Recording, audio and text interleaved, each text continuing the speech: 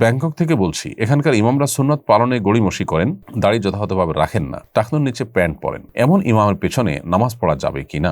মানুষকে ধার দেওয়া কি সওয়াবের কাজ? জমি বন্ধক রেখে সেই টাকা দিয়ে হজ ও উমরা পালন করলে সই হবে কিনা জানতে চাই। ব্যাংকে টাকা রেখে সুদের টাকা যদি দান করে দেই, আমার কি গুনাহ হবে? ব্যাংকক থেকে বলছি, এখানকার ইমামরা সুন্নত পালনে গড়িমসি করেন, দাড়ি যথাযথভাবে রাখেন না, টাকনুর নিচে প্যান্ট পরেন। এমন ইমামের পেছনে নামাজ পড়া যাবে কিনা? এর উত্তর হলো যে ইমাম সাহেবরা যাদের পেছনে আপনারা নামাজ পড়েন, তারা যদি গড়িমসি করেন, সুন্নত পালনে যথাযথ দায়িত্বশীল না হন, বিশেষ করে দাড়ি মুন্ডন করেন বা ছোট করেন, টাকনুর নিচে প্যান্ট পরেন, তাহলে তো সুন্নত নয়, হারামে তারা লিপ্ত, শুধু সুন্নত রকি নয়। এরকম পিছনে নামাজ পড়লে নামাজ হয়ে যাবে।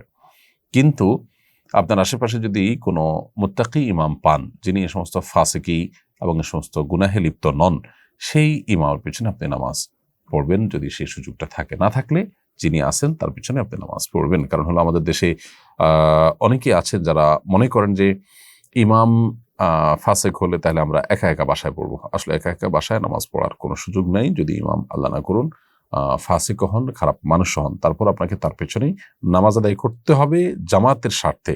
যদি আপনি এটাকে আপনার জন্য যদি বিকল্প কোনো পথ আপনার জন্য যদি না থাকে, সেক্ষেত্রে জমি বন্ধক রেখে সেই টাকা দিয়ে হজ ও উমরা পালন করলে সই হবে কিনা জানতে চাই। জমি বন্ধক রেখে আপনি হজ উমরা করতে পারেন যদি আপনি এসে জমি ছুটাবার জন্য, ওই ব্যক্তির টাকা পরিশোধ করবার জন্য যথাযথ উপায় থাকে, সেরকম অবস্থায় আপনি নিতে পারেন। এটা লোন নিয়ে হজ করার মতোই হবে, লোন নিয়ে হজ করা না জায়েজ নয়। ব্যাংকে টাকা রেখে সুদের টাকা যদি দান করে দেই, আমার কি গুনাহ হবে? ব্যাংকে টাকা রেখেছেন, রেখে সুদের টাকাটা দান করে দিয়েছেন, আপনি দায়মুক্ত হবেন। যদি আপনি ইসলামী ব্যাংকিংয়ের মধ্যে আপনি প্রবেশ করেন, তাহলে যে প্রফিট পেয়েছেন, সন্দেহের ঊর্ধ্বে উঠাচ্ছেন, সে দান করে দিয়েছেন, সেটা ঠিক আছে।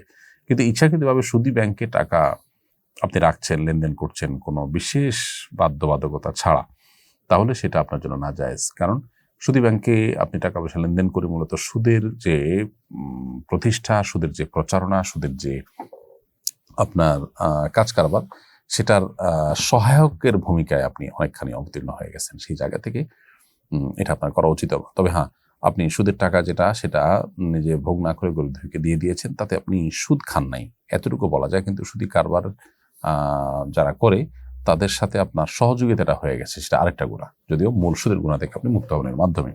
মানুষকে ধার দেওয়া কি সওয়াবের কাজ? তবরানীতে একটা হাদিস বর্ণিত হয়েছে, নবী সাল্লাল্লাহু আলাইহি ওয়াসাল্লাম বলেছেন, কুল্লু কারদিন সাদাকাহ, প্রত্যেক দানই সাদাকার সওয়াব এনে দেয়। কোন কোন হাদিসে অবশ্য ঋণকে আপনার দানের চাইতে উত্তম বলা হয়েছে। এটা কিভাবে আমাদের অনেক সময় বুঝে আসে না যে দান তো একসাথে দিয়ে দেওয়া, আর ঋণটা তো হলো দিলাম আবার ফেরত নেওয়ার উদ্দেশ্য আছে, তাহলে এই ঋণ কিভাবে দানের চাইতে উত্তম হয়? এটার উত্তর হলো যে কোনো ক্ষেত্রে কাউকে আপনি দান করবেন, যাকে দান করবেন তার যতটা নিড আছে, একজনের লোনের নিডটা যদি তার চেয়ে বেশি থাকে, তাহলে দান না করে ওই লোন দেওয়াটা বেশি সওয়াবের।